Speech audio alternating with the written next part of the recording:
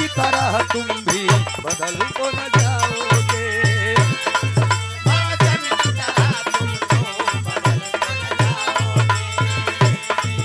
मौसम की तरह तुम बदल तो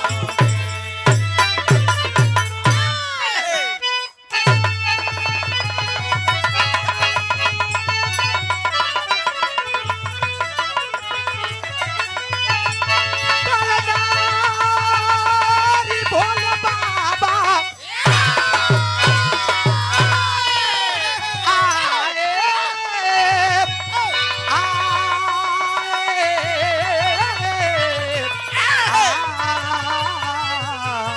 आए।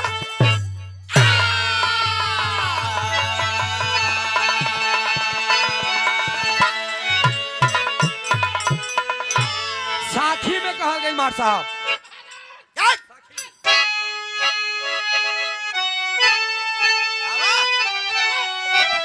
तो एक राजा का दरबार,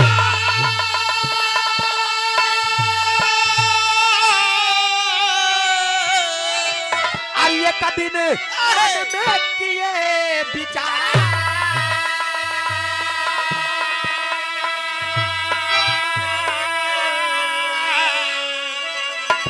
बिन संतान दुखित राजा भइले लाचार।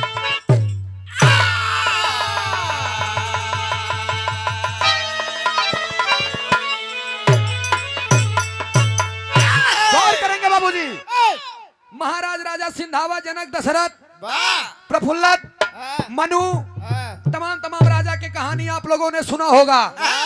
यही हमारे वेद में राजा मोरंग, नीलकंठ, मोरंग ध्वज, ताम्रध्वज, मयूर ध्वज, तमाम राजा की बातें मिलती हैं। लेकिन आज हम तनी से एगो ऐसन राजा के कहानी गावे चलत है जन पुत्र के वियोग में न जाने क्या क्या देखा है। पूरे बिरहा का संदेश लेकर एगो कव्वाली के टुकड़ा बता दो मार साहब।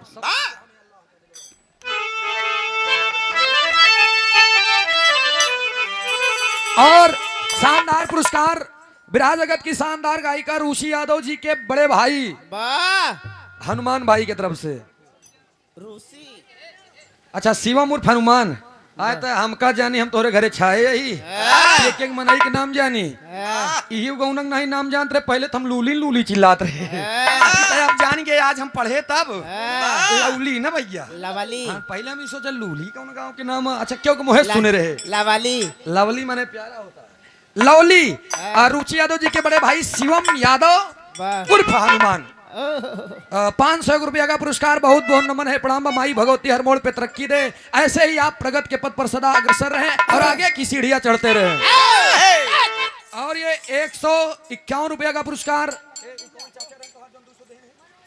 मनोज यादव जी, ये रुचि यादव जी के चाचा जी, यानी हमारा चाचा जी, 151 रुपया का पुरस्कार। बहुत बहुत नमन है, प्रणाम है। आशीर्वाद दें, आशीर्वाद की आकांक्षा एवं प्रतीक्षा बा। कव्वाली के टुकड़ा बा कैसा?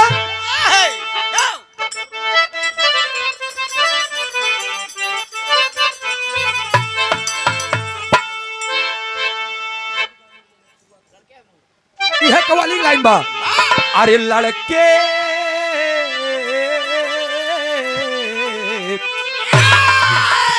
लड़के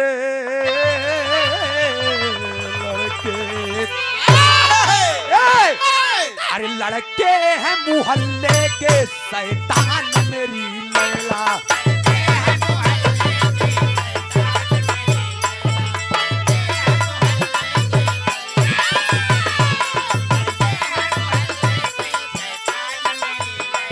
लड़के हैं मोहल्ले के शैतान मेरी लैला।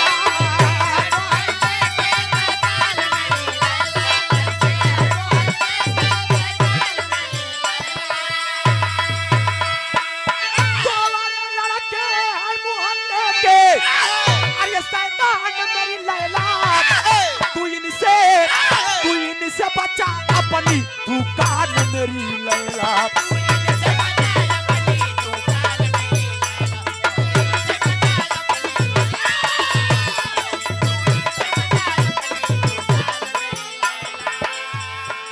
लेकिन कवि जी 1 लाख की बात लिखते हैं। कहाँ लिखे हैं? कैसे मार साहब? आहा। हर बात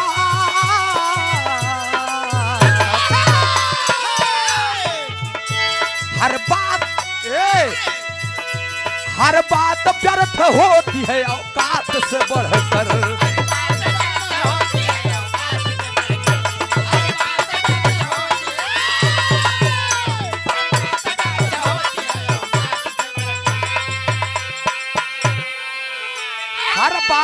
हर बात व्यर्थ होती है औकात से बढ़कर।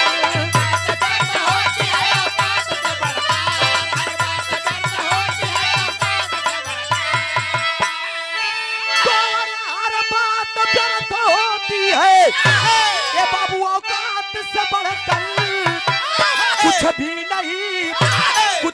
नहीं संसार में औलाद से बढ़कर, कुछ भी नहीं संसार में औलाद से बढ़कर।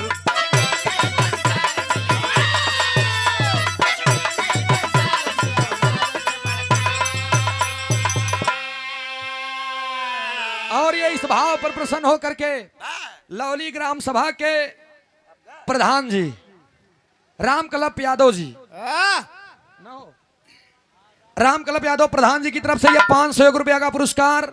बहुत बहुत नमन है, प्रणाम है, आशीर्वाद दे। हम बच्चे कला में कामयाब रहे, जा रहे, खुश रहे, आबाद रहे। अच्छा, प्रधान जी हरन के बाद जब आई जाता ना बेनी भैया, तो कभो कभो मन विचलित हो जाता।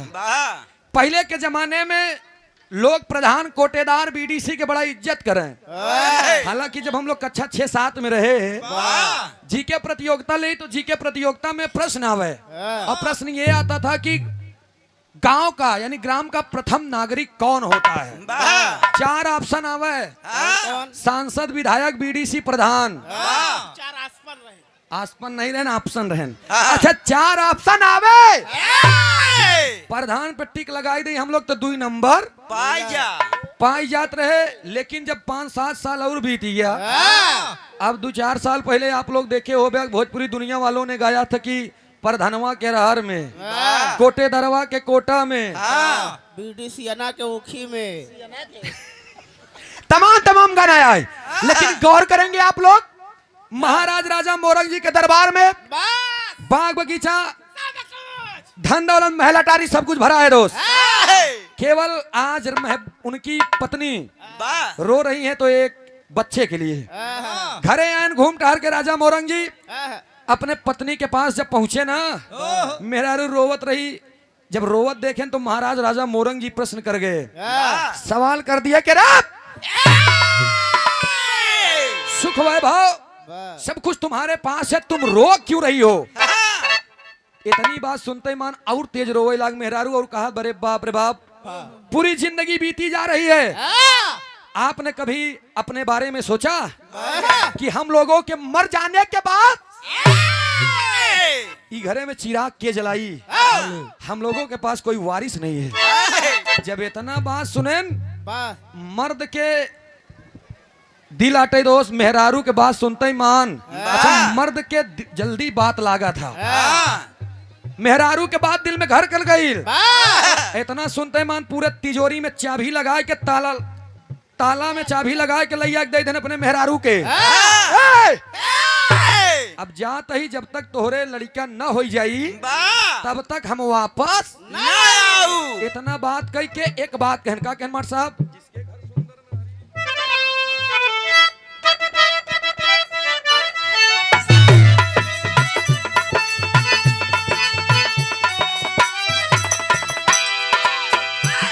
जिसके घर सुंदर नारी,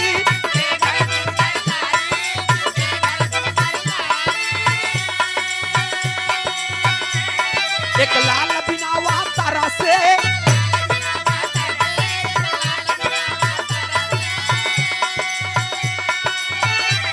मुखमंडल है मुरझाया, नैनों से पानी बरसे।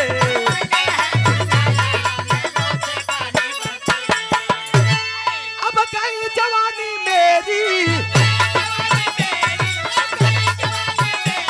आई है मगलने को, आर्य किस्मत में लिखा विधाता, सर्वदा हाथ मलने को। अपने अर्धांगिनी को बता करके महाराज राजा मोरंगी चल देते हैं। कहने एक बात याद रखना, मर्द के जाता है हम तभी लौटब जब तोहरे लड़का हो जाई। इतना कह के ताला के चाबी पकड़ा देन हलला पूरा सबको राजपाट संहारा हम चले। चल दिया जंगल में। जंगल में चल रहे हैं तब एक बियाबान जंगल में दोस्त चला जाता है, अपने मन में सोचता है, एक लाइन तर्ज लग गए। कामर साहब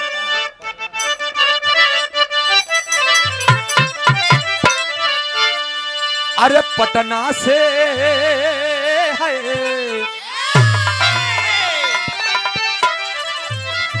अरे पटना से पैदा बोलाई जा। कोनो मेहरारू के तबीयत खराब हुई है, बहुत ओझाई सोखाई कराए, आराम नहीं मिलत। अपने देवरवा से कहा भे देवर बाबू अरे पटना से पैदा बोलाई जा।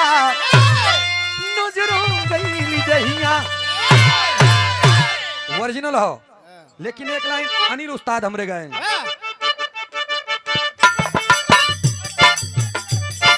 कोनो कमजोर उम्र के लड़की रही, नरम नरम कलाई, 4-6 जगह से हाथ मुड़ जाए ओकर। नरमी कलैया सुकुवार रे, नरमी कलैया सुकुवार रे, चुभी जाला कंगनवा, जाला कंगनवा।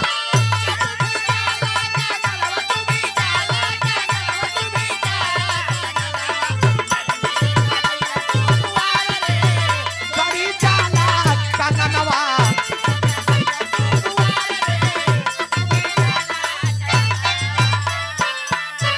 लेकिन होता बा महाराज राजा मोरंगी करते क्या है, बनवा को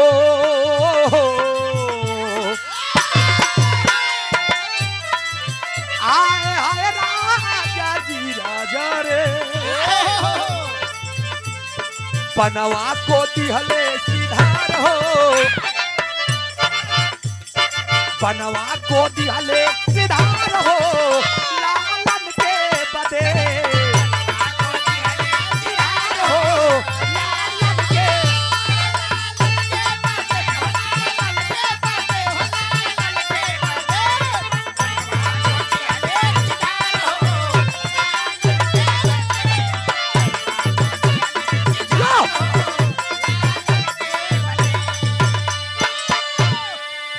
याद रहे दोस्त।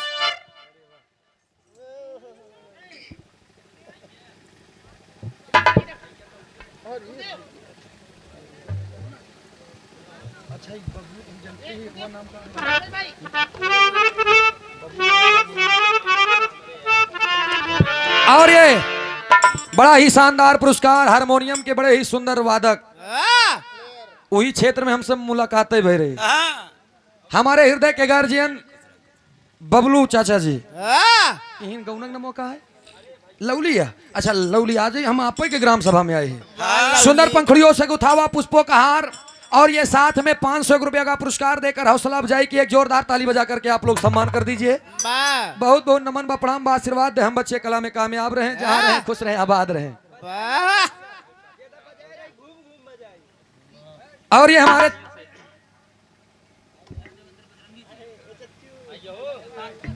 हमारे छोटे अनुज बिरहा जगत के बड़े ही शानदार कलाकार देवेंद्र बजरंगी, नमो खाली नहीं बा बजरंगी, हाँ सुल्तानपुर से ताने चला यहाँ का जान लिया।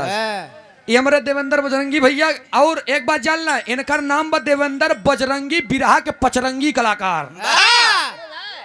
हाँ अच्छा, हम कौनो अगर पूछ लेता देवेंद्र भाई से कि सूरज यदुवंशी से जवाबी भी रहा गावे के बाद, तो देवेंद्र भाई के यहाँ देखा जवाबी उनसे गवाए था, और मजा लेख हो तो हमका गवावा। हालांकि ये छोटे भाई हैं हमारे, हमेशा सुभाषिस बा माई भगवती के जैसे गावा था ऐसी बढ़ के गावा। मुकालबा और चपरंगी के का कहा यार।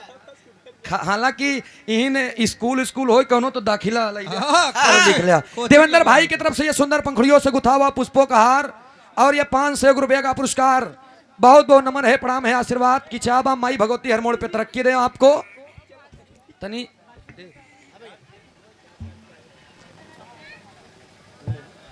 तनी हमारे बिरहा पे ध्यान दिया आप लोग। देवेंद्र भाई खाना वाना खा लो फिर उबक जाबे। ठीक ठीक ठीक। राजू अब तक तेला राटा आई राजू कुर्ता नहीं पहन के आया यार, छोड़ा जाई दे आवा। ए भैया ई 10 रुपया छोटी बच्ची मान्या की तरफ से। हाँ तोहार बस एक बाद है। अरे काका काहे हैरान होता, तोहारे गाना से हम तोहार पेट भर दे।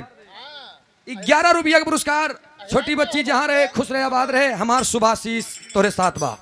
लेकिन तनी बिरहा पे आप लोग ध्यान दिया। राजा मोरंग जी पहुंच गए बियाबान जंगल में। सुंदर स्थान जब देख के पहुंच गए तो एकदम उचित स्थान पाए के करत का है मास्टर साहब।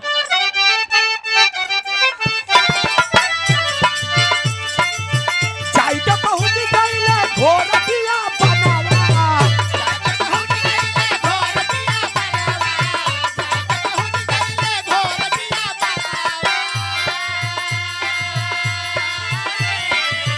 बैठी गईले देखा मारी के आसनवा।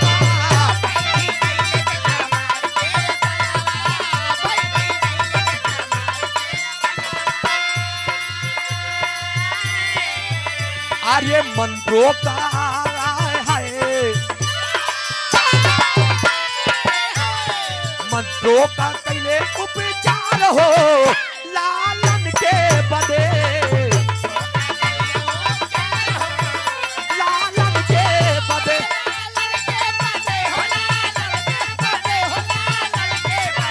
जियो जियो लालन के।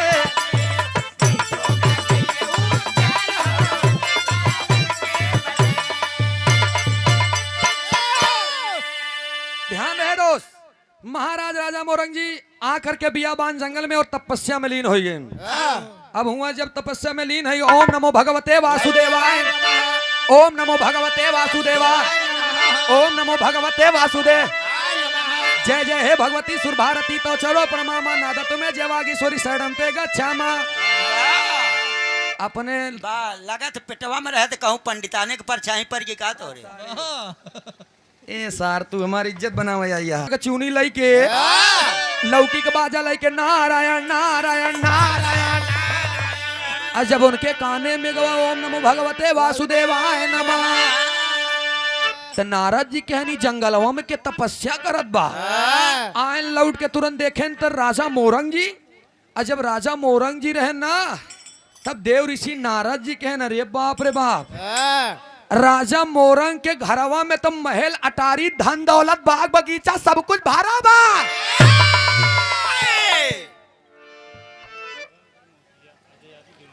अच्छा ये लड़का के मौसिया जो बच्चा पैदा हुआ है उनकरे मौसिया दीवानगंज से 101 रुपया का पुरस्कार माई भगवती हर मोड़ पे तरक्की दे, जहां रहा खुश रहा आबाद रहा फूला फला। ए भैया देव ऋषि नारद जी आकर के राजा मोरंग से कहन किए महाराज गरवा में तो सब कुछ तोहरे भरा बाकी तू जंगलवा में तपस्या काहे करत है। तीन एक लाइन तर्ज लगे मार साहब। एक हमारे बाबू राम आधार जी गाँव है। आए हाय उहाई गाँव कई गोतिनिया, माई बहन लोगन के गीत है। उहाई गाँव कई गोतिनिया, अरे माराए में आई हो दादा माराए में बाराबत बोलावाली ना हो। उहाई गाँव कई गोतिनिया,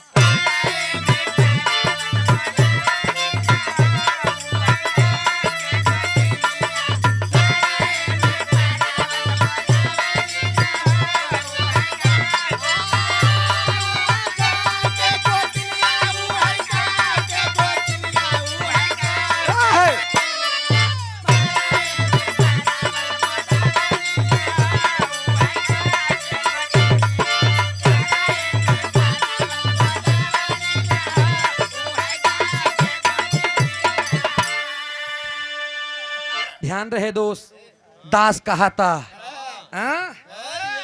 लेकिन इत बाबू दादा राम आधार जी गाँव जब मरहूम हैदरली जुगनू के नंबर आए तो लौकुश चरित्र में लौकुश कांड में एक लाइन लिख लेहन कि दुईठी नान जोगिया अरे दुईठी नान जोगिया उहाई पेड़ावा में घोड़ावा बांधावा लेना हो दुईठी नान जोगिया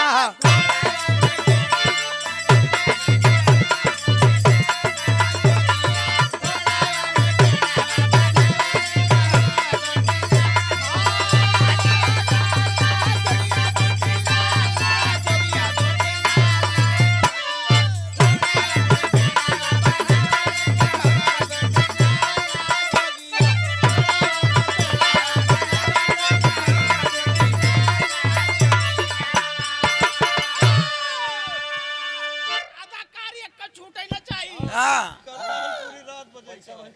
हाँ ए भैया लेकिन देखा इधर करत का है देव ऋषि नारद जी अरे नारद बाबा हाँ नारद बाबा बीड़ावा बाजावा लेना हो राजा मोरंग कैसा मानावा आइए देव ऋषि नारद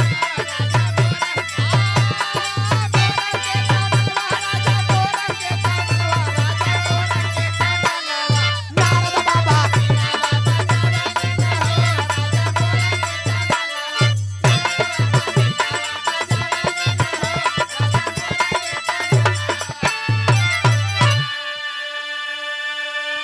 नारद जी कहन कि तोहरे घरे में सब कुछ भरब तू जंगलवा में तपस्या के धाबरे करत हा राजा मोरंग जी के जब ध्यान भंग भा देखें सामने देव ऋषि नारद जी लगेन रोवे अरे प्रभु दुनिया के मालिक दीनानाथ सब कुछ दिया है प्रभु ने फूल जैसी नारी दे दिया है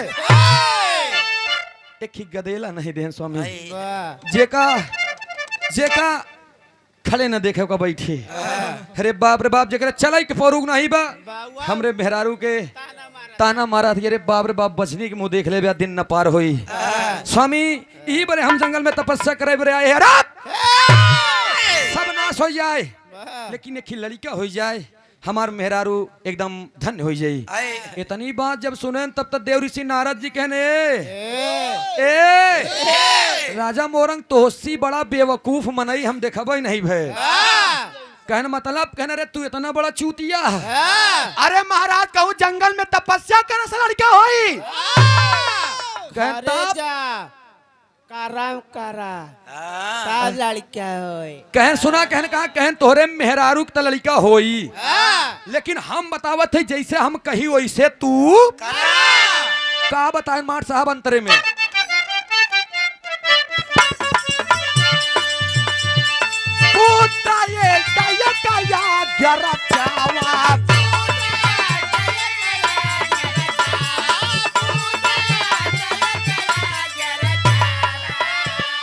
सारी नगरी में निमंत्रण भेजा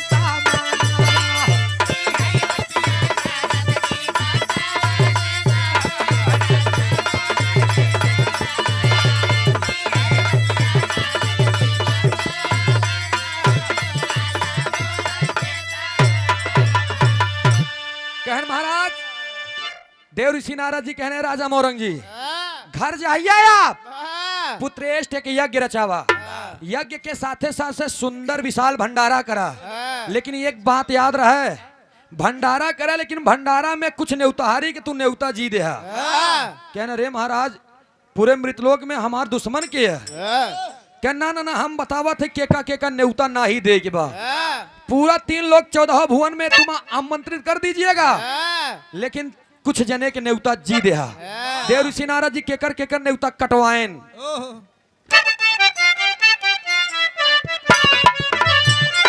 कहे आर्य स्वर्ग लोक मृत लोक सगर न्योता बांट दिया हे मोरंग आर्य स्वर्ग लोक मृत लोक सगर न्योता बांट दिया, लेकिन ब्रह्मा विष्णु और शंकर का न्योता काट दिया।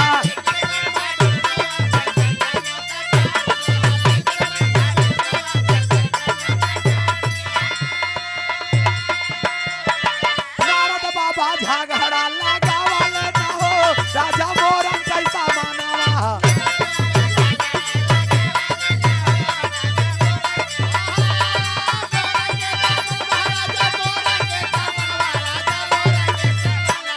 नारद बाबा झगड़ा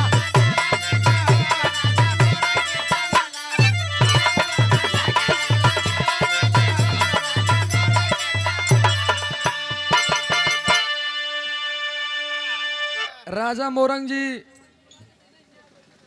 कहें स्वामी जो आप कहेंगे मैं वही करूंगा, लेकिन नाथ हमारे मेहरारू का लड़का होय दिया कहन जा पुत्र एष्ट यज्ञ रचवा और सुंदर विशाल भंडारा करा। और भंडारे में चारों तरफ 3 लोग 14 भुवन में न्योता दे दे, लेकिन ब्रह्मा विष्णु और शंकर जी के न्योता नहीं है। इतने तो नारद जी 3 परक पीछे चला गए। अरे बाप रे बाप, वही दुनिया के मालिक, वही सबके लड़का दे वाले, वही दुनिया के करता धरता। अगर उन्हीं के न्योता न दे तो हमका लड़का के दे।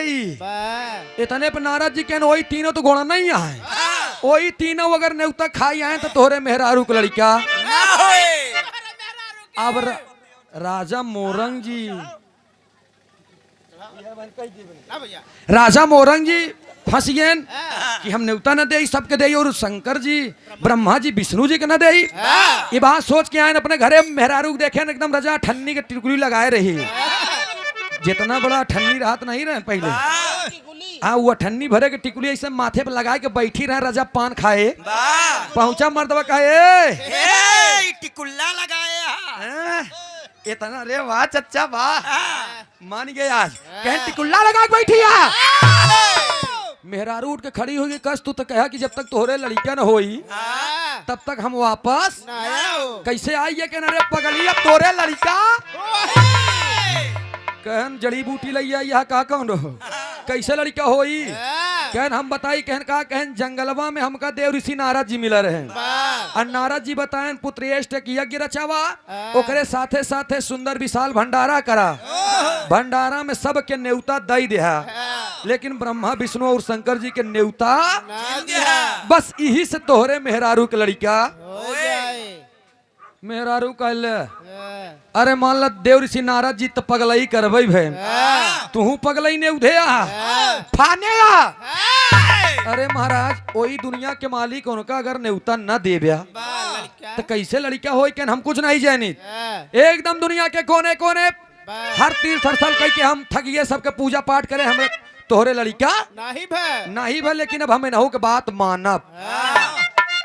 आए घर पे और एकदम दोस्त चारों तरफ एकदम पुत्र एक यज्ञ रचाए और सुंदर विशाल भंडारा कर दिए। जैसे आज आप लोग देखा हो कि लड़का पैदा भा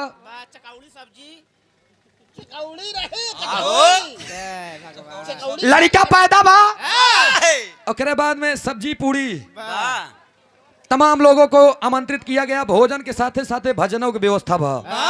अब भजनों चलत बा, भोजनों चलत बा।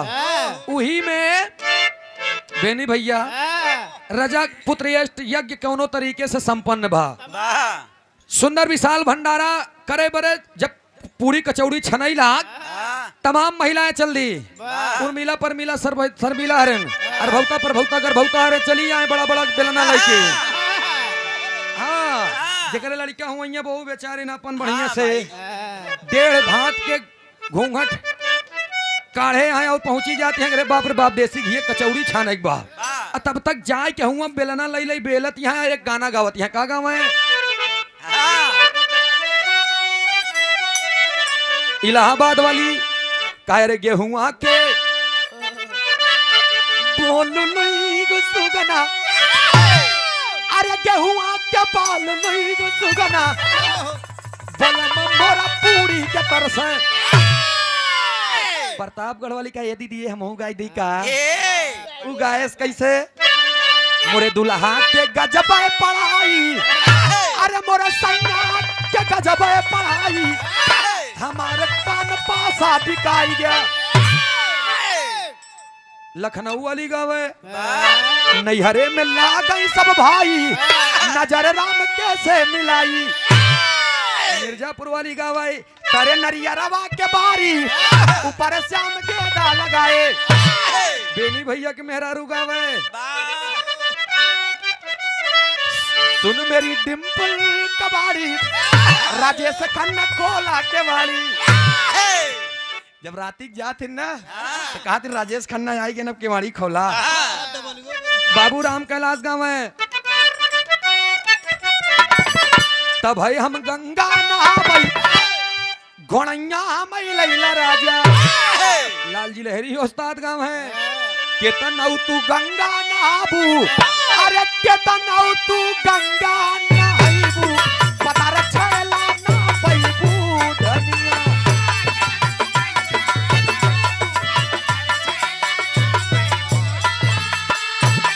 तू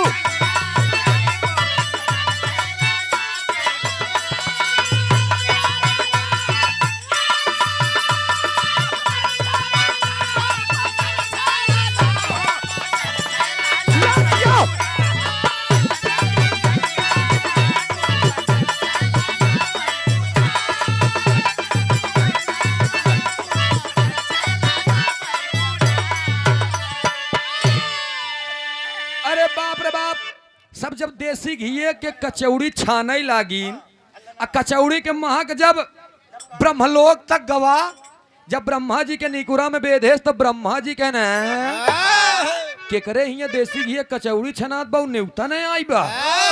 इतना जब देखे अच्छा एक बात जान लिया हम कुछ कहा बना लेकिन जौन हमार वेद बतावत बा वो है उतना बताओ। वेदों में लिखा भी गया है कि पूरी कचौड़ी के मामले में ब्राह्मण लोग के निकुरा बड़वार और पेट गहीर होते हाँ पूरी के शौकीन होते हैं। अब ब्रह्मा जी के जब निकुरा में बेधे तो ब्रह्मा जी कमंडल ले खड़ा हो गए। कमंडल लेके खड़ा हो गए देखे नसरा खसरा सब पलटे लगे लेकिन उनके लगे न्योता ही नहीं आई रहा है। सोचन हो सका था विष्णु जी के लगे आए हो चल दिए क्षीर सागर में विष्णु जी के पास आए। अब विष्णु जी से पूछने लगे कल भैया भैया जयराम कहन जयराम जी की कहनी कैसे कहन अरे महाराज मृतलोक में राजा मोरंग खिया आज भंडारा बा चिट्ठी आए और चिट्ठी दाब लिया। विष्णु जी का ना देखा बेईमानी तो हमरा रग रग में नहीं बा ना कतई हमरे लगे चिट्ठी आई नहीं बा कहन हो सका था कैलाश पर्वत पे शिव शंकर जी के लगे आए हो और वो दाब ले हो गांजा भांग के आदि मनई पिए हुई मस्त रहा हुई है। दुइनों जने चल रहे शंकर जी के लगे। जब कैलाश पर्वत पे गए तो शंकर जी एकदम गांजा भांग पिए मस्त एकदम बुत से देखा था कन कसो भैया जयराम। ब्रह्मा विष्णु लगे गए कहन जयराम तुहार ओढ़ी की दसाई। अरे महाराज ये बतावा राजा मोरंग के घरे से चिट्ठी आई और चिट्ठी दाब लिया मृतलोक में आज भंडारा बा। शंकर जी कहन तो लोग के तेतना मालूम बा हमका यह नहीं पता बा कहना।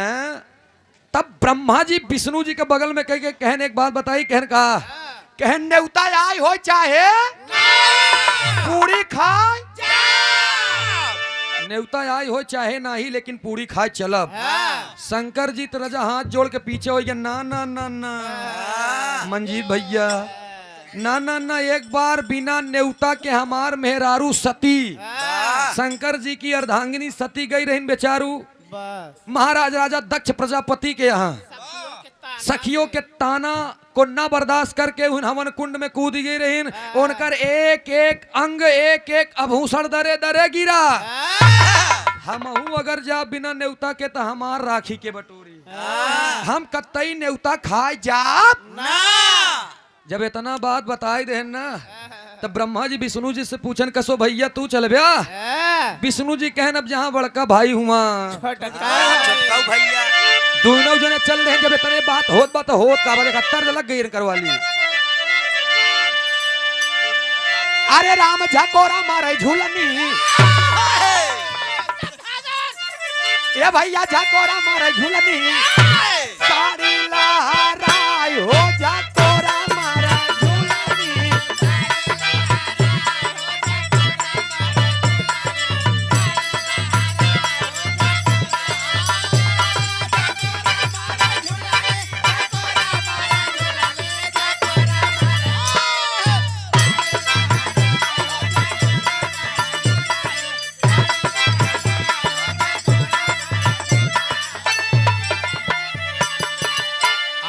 चार लाइन। अब 5 साल और बढ़ाए। 5 साल बाद रुक जाए। और सुना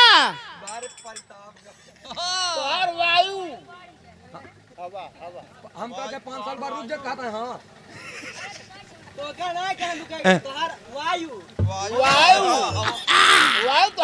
ए भैया तनी बिरहा पे आप लोग ध्यान दिया कि तरज रहे बाबू हमरे रामधार उस्ताद के, वाह लेकिन मरहूम हैदर अली जुगनू जी गायने के लाइन कैसे। अरे घुमा के गोरी मारे नयो नवई के बान रे घुमा के गोरी। अरे एक बिरहा गायन लड़का पापा पक बलौबा कुछ पैसा उसे तो ही लौछावर हाँ न्यौछावर उदय देहन इकट्ठा ही जौन देख रहन काहे उनका हैरान करत हा लिया।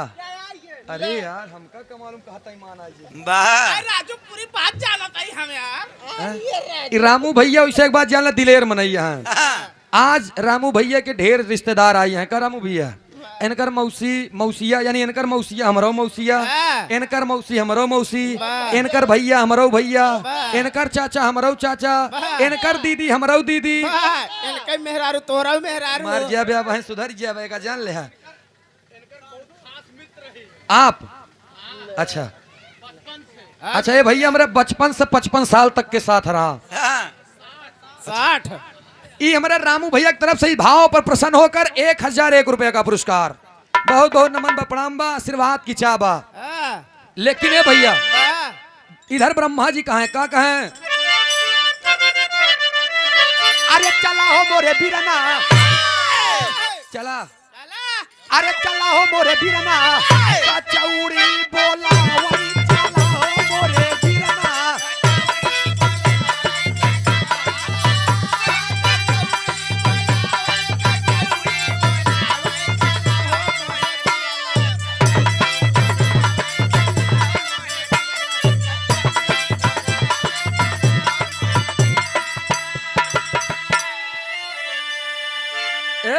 मृता लोकावा में राजा मोरंग कई भवानावा।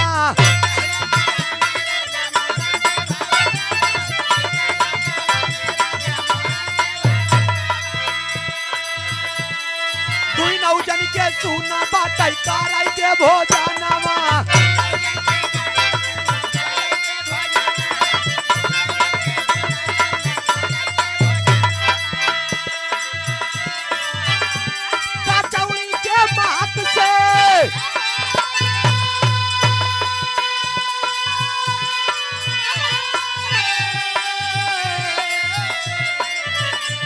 कचौड़ी के बात से बोहे में पानी आवई चला हो मोरे बीरना कचौड़ी बोला वही चला हो मोरे।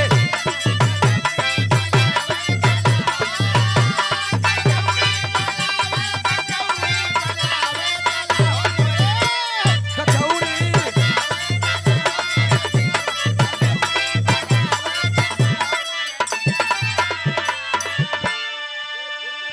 याद रहे दोस्त दोनों जने जोगी का भेष बना लिए और दोनों जने जोगी के भेष बना के मृतलोक में आई गए। दोनों जन जोगी का भेष बनाया रे द्वारे पे आकर के अलग जगाया रे कोई न जान पाया। दोनों जन जोगी का भेष बनाया रे द्वारे पे आकर के अलग जगाया रे नारद जी जान गए मोरी गली औले छलिया छोड़।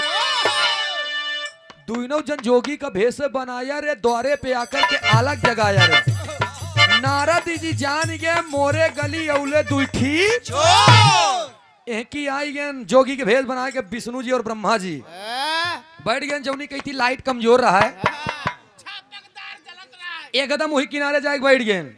अच्छा वही किनारे जाए के बैठ गए ना दोस्त इधर जैसे पूरी कचौड़ी चली गए सब्जी चली गए अतरी पतरी कसोला वगैरह सब चलिए दोस्त। हाँ इधर लक्ष्मी नारायण की जय नहीं बोले पाए तो भाई ब्रह्मा जी ही चल लागे। आज जब ब्रह्मा जी खाई लागे तब विष्णु जी के भैया ये भैया अरे तो कई तो सब देखा था है अब तू मस्के पर आया अरे कुछ शर्मा तनी से। ब्रह्मा जी कहें जितना मशीनी में गवर है फायदा ही बताइए का जान लो भाई। तो कहने कर मतलब फिर हमहू खाई। तब तक देव ऋषि नारद जी के आगमन होएगा। नारायण नारायण नारायण। विष्णु जी आई गए। जब विष्णु जी आई गए ना, विष्णु जी हो की बैठ गए, ब्रह्मा जी बैठ गए, नारद जी आए कहन कसो भैया। राजा मोरंग जी देखे कहने ओहो देव ऋषि आ गए, इनको पानी पिलाया जाए। राजा मोरंग जी कहन पानी पी ले। देव ऋषि नारद जी कहन हम पानी न पियब। कहन तब कहन हमका पहले ही बतावा चिट्ठी कैसे बांटी है। अरे राजा मोरंग जी कहन महाराज अरे चिट्ठी में ठीक बांटा हूँ, 3 लोग 14 भुवन में निमंत्रण दे दिया हूँ, लेकिन ब्रह्मा विष्णु और शंकर जी के न्योता विष्णु जी के काने में जब ये आवाज गई तो विष्णु जी जान गए कि सारा मैटर गड़बड़ हो गया। अब देव ऋषि नारद जी काम गड़बड़ाई दी हैं। विष्णु जी सोचा था तब तक नारद जी का ना ना ना ना न्योता चाहे ना बांटे हो ठीक से हम ओका ना कहा, लेकिन हमका लागत बा, हमका लागत बा हमें कुछ बिना न्योतारी उसारे आए हैं। सारे काका दादा के मैटर रहन मजाक कही गए चच्चा। हाँ अजब मजाक कही गए तो राजा मोरंग जी के छोड़ा महाराज इतना बड़ा भंडारा फाने ही 4 6 10 ठी अगर बिना न्योतों के खाई ली हैं तो कहाँ कम हो जात बा। इतने पे तो नारद जी आइडिया है कोई बिना न्योतारी अगर न्योता खाएन तो तोहरे मेहरारू के लड़का ना होए। जब इतनी बात सुने ना पुच्छा उच्छा बांध के चल देहन होत का बीमार सब टेरी के भाव में प्रयागराज के ओरिजिनल खाटी।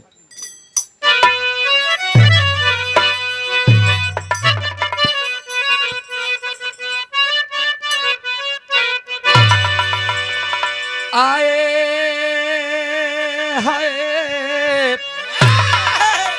अरे बरसई बादरिया बरला हर कई बरसई बरसई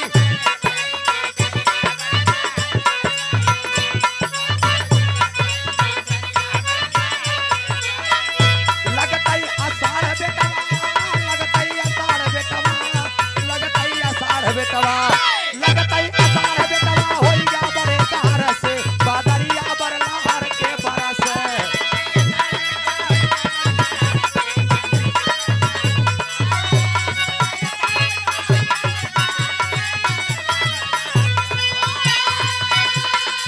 अरे जिया कभी भी क्या बात है मान के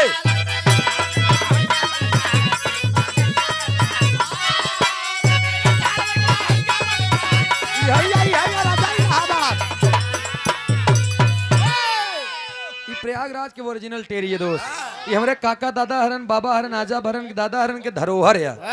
लेकिन ध्यान देंगे आप कि पुच्छा उच्छा बांध के दोनों जने ने उतारी चेक करे चल रहे हैं। धीरे धीरे दोनों जने पहुंचे कहा ब्रह्मा जी और विष्णु जी के लगे पियरी बाबा लगे जाए के नारद जी कहन कसो महाराज जय राम आपके श्री चरणों में सादर यथोचित दंडवत प्रणाम हो। अब बैठ गए अब मुहिम भरे हैं ब्रह्मा जी खाना भोजन भरे हो कैसे बोले खुश आवेगा कहना ना ऐसे ना 2 मिनट और तनिए का जाए अंदर। हाँ रुका रहे 2 मिनट के बाद जब फिर मुहिम डाला ही लागे इतने पे रोक देन।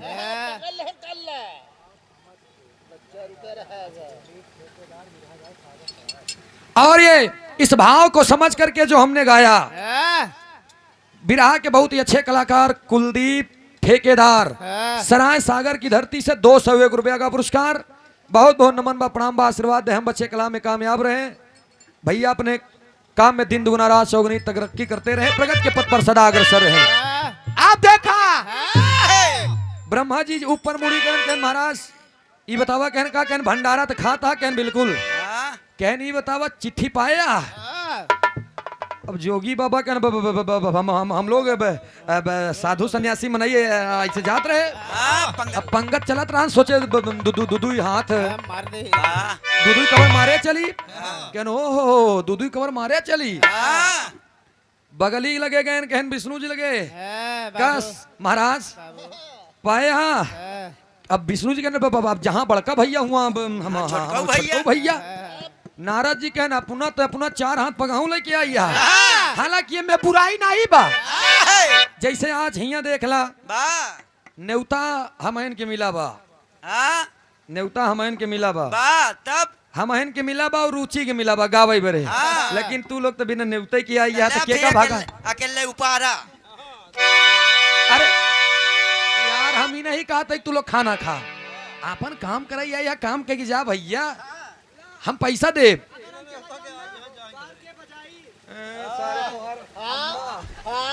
सही है तू न भाई सही है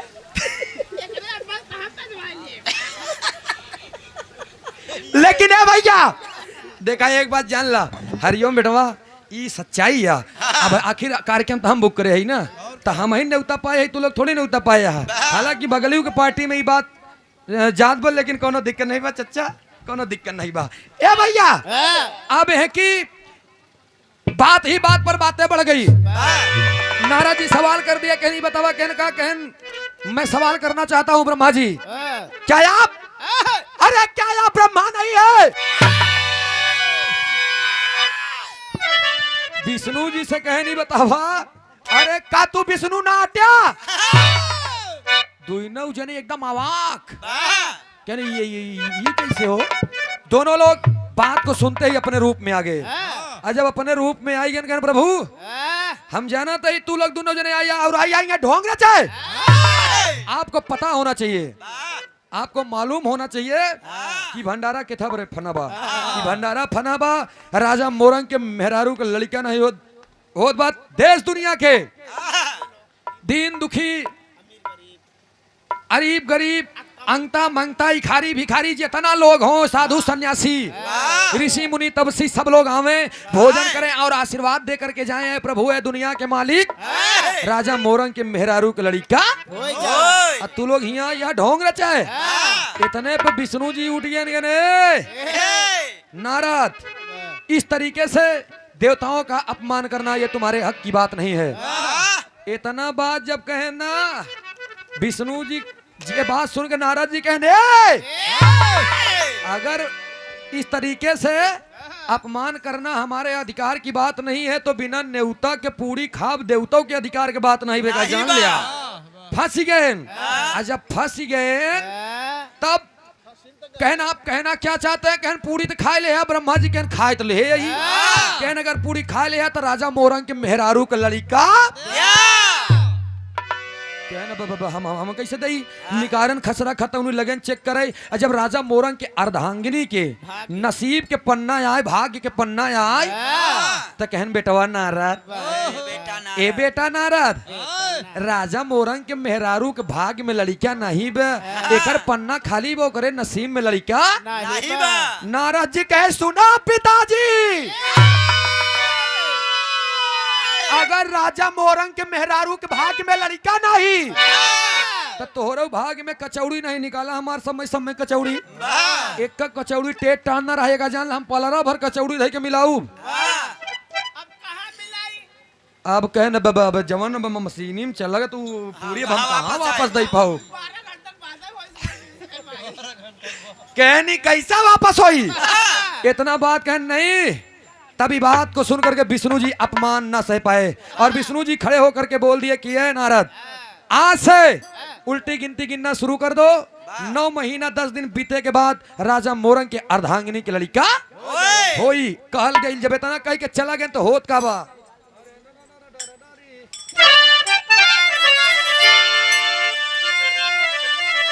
आशीर्वाद दे के चला गए ब्रह्मा जी विष्णु जी, जब चला गए तो होत का बाप,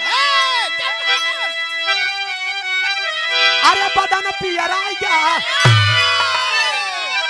ए भैया बदन पियरा गया, गोड़ हो गया भारी, बदन पियरा गया।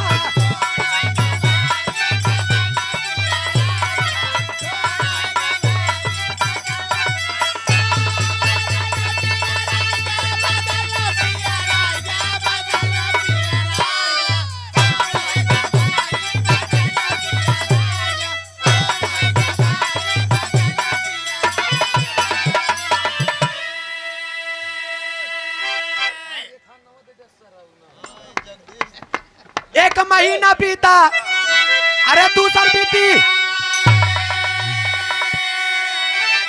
तीसर चौथा पांचवा गया लमिया। अरे छठवे महीना में रो नहीं जाई बदन पियर आई गया। सतवें महीना में गर्भ सता। आज 8वें महीना में पीर नशा। अरे नववे के बीतते लाल होइगा जारी बदना पियर आई गया। और होइगा भारी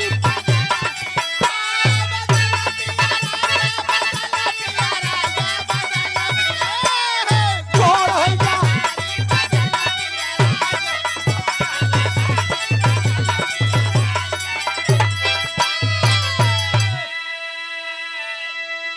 याद रहे दोस्त, 9 महीना 10 दिन बीता, विष्णु जी की बातें और उनका दिया हुआ आशीर्वाद लग गया दोस्त।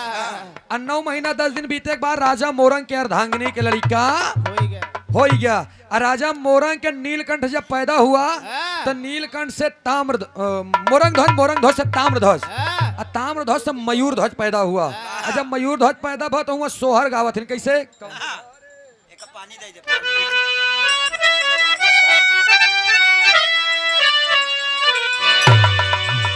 अरे कौने घारे जाना में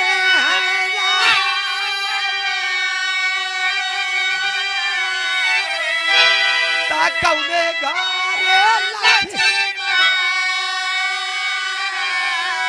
ता कौने घारे लक्ष्मी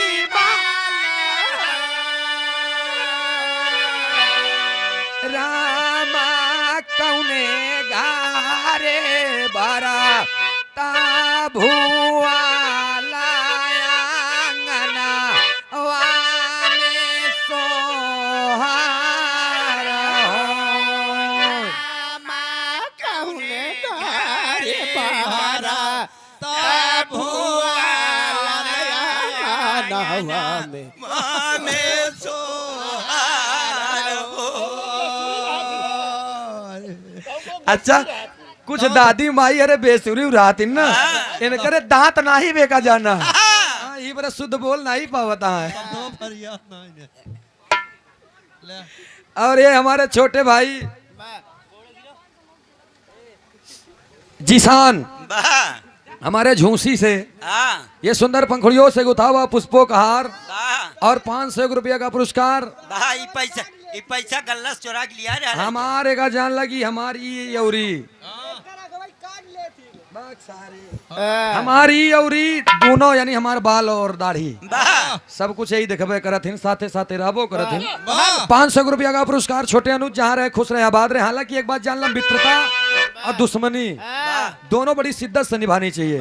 जैसे मित्रता करा तो दिल से करा और जैसे दुश्मनी करा तो जम की करा। लड़का हो क्या रामू भैया का? रामू भैया के जैसे लड़का हो गया वैसे कहल गेल कैसे करे। जवाब में मेहरा रुअन कहा है कैसे।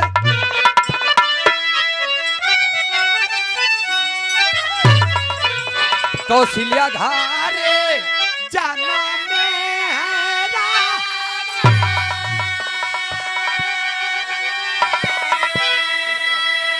सुमित्रा घारे लक्ष्मी सुमित्रा घारे लक्ष्मी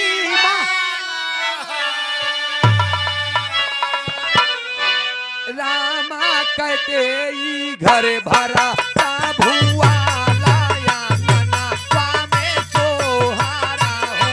रामा कहते घर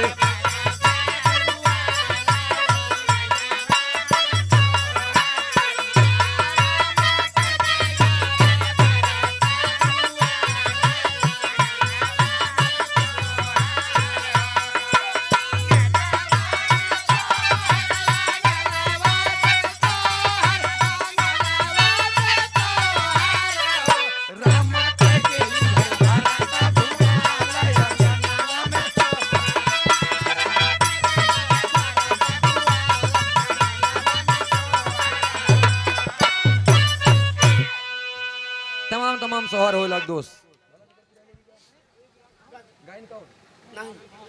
ए भैया, इधर राजा मोरंग के नीलकंठ, नीलकंठ के मोरंग ध्वज, मोरंग ध्वज के ताम्रध्वज और ताम्रध्वज के मयूर ध्वज।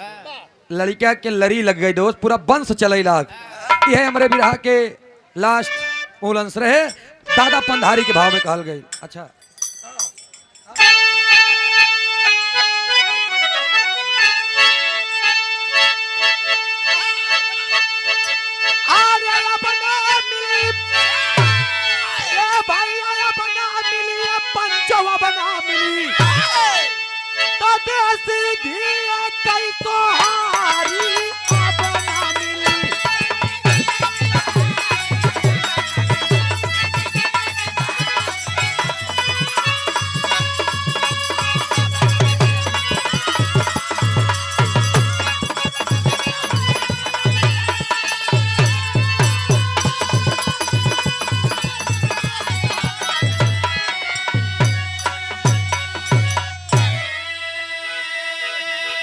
लेकिन ए भैया हो, देश के गवैया गाय देहन अब न मिली, ये भैया अब न मिली, पतिव्रता नारी अब न मिली, नौकरी सरकारी अब न मिली, मोड़ को हीरा गड़ारी अब न मिली, कहाँ तक अब न मिली। लेकिन एक लाइन हम गावत है, कार सही सही न मिली। ध्यान दीजिएगा किसे,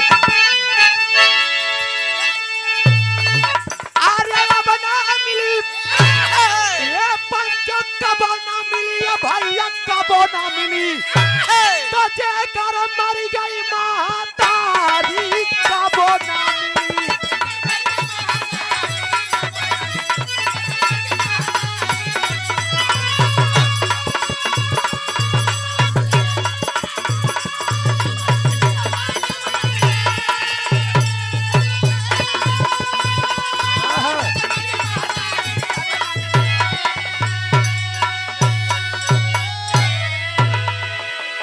धरती से कोई भी प्राणी अगर इस दुनिया में चला गया, दुनिया से चला गया, तो दोबारा आने वाला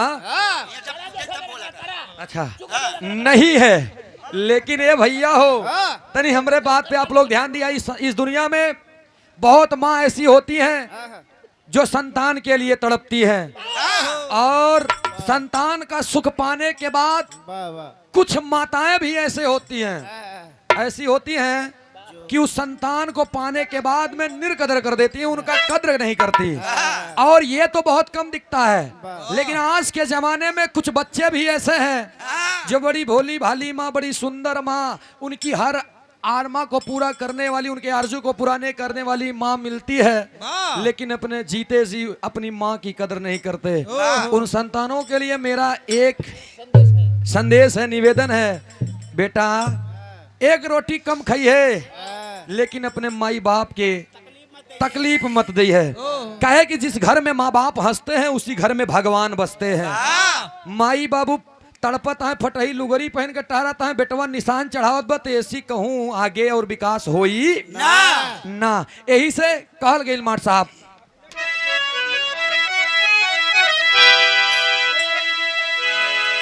स्वामी गीतानंद संत भय, अरे भुल्लुर तजे कोता,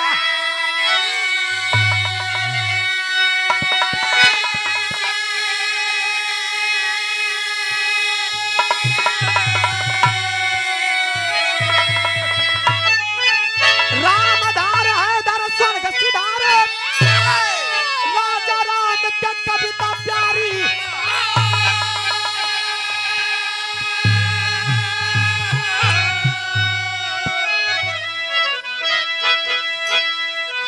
बदरिया बरलहर कई बरस है, अरे बदरिया बरलहर, यही दमदारी, बदरिया बरलहर कई बरस है, गावई सूरज यादव भोजराज के करस है, बदरिया बरलहर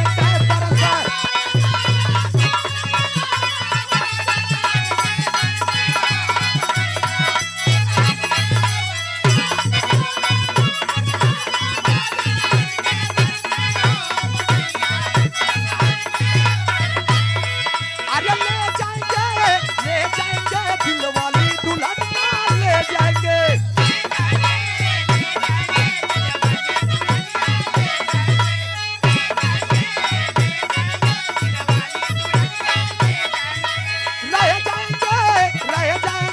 सब लोग दंग रह जाएंगे।